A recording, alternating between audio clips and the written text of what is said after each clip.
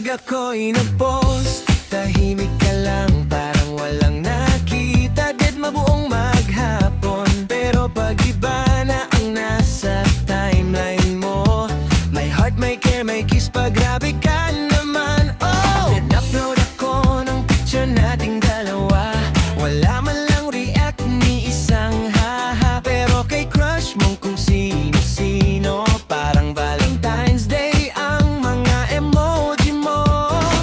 Ano bang meron sa kanila? Bakit sa akin kulang na kulang ka? Ako ang jowa pero parang hindi, habang sa iba todo effort lagi.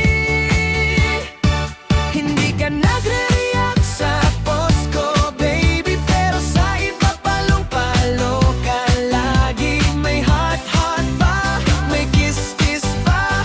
Akala ko tuloy wala kang jowa, at kapag ka-chat mo na ang iba, biglang single ang pakilala. Ako'y nandito, anong role ko ba? Display picture lang ba sa buhay mo, sinta?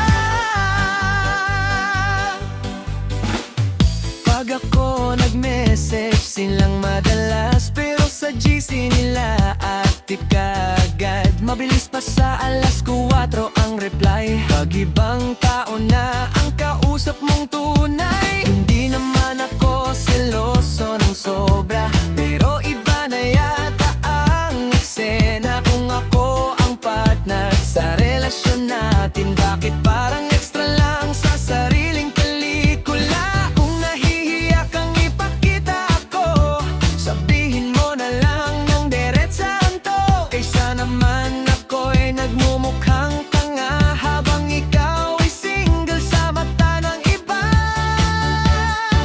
Hindi ka nagre-react sa post ko, baby, pero sa iba palong-palo ka lagi. May heart pa, may kiss pa.